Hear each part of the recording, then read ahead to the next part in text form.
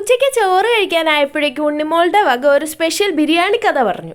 കഥ കേട്ട് കഴിഞ്ഞപ്പോഴത്തേക്കും ഞങ്ങൾക്ക് ബിരിയാണി കൊതിയായി. നേരെ വണ്ടിയെടുത്ത് ഏതൊക്കെയോ ഊടുവഴി കയറി CM-ലെത്തി. ഇത്രയും സേഫായ വഴിയിലൂടെ വന്നതുകൊണ്ട് ദാ ഉണ്ണിമോളുടെ കാലിലൊക്കെ മുറിവായി.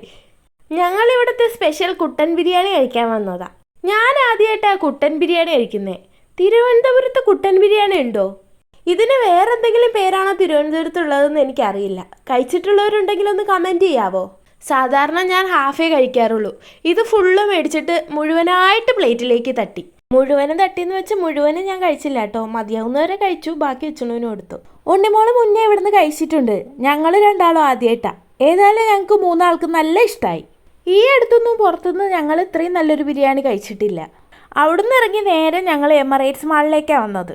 അവിടുത്തെ ട്രെൻഡ്സിൽ നിന്ന് ഉണ്ണിമോളുടെ ഫ്രണ്ടിന് ഒരു ഡ്രസ്സ് എടുത്ത് കൊറിയർ ചെയ്യാനുണ്ടായിരുന്നു. അത് കഴിഞ്ഞ് എന്തായാലും വന്നതല്ലേ എന്ന് വിചാരിച്ച് ഞങ്ങൾ നേരെ സൂപ്പർ മാർക്കറ്റിലേക്ക് കയറി. അതിനുള്ളിൽ കയറിയപ്പോഴത്തേക്കും എന്നെ ഈ ടെഡി മാടി വിളിച്ചു. കുറച്ച് സമയം അതിനെയും കൈ പിടിച്ച് നടന്നു. എന്നിട്ട് തിരിച്ചു വെച്ചു. അതിലും വലുത് കണ്ടു.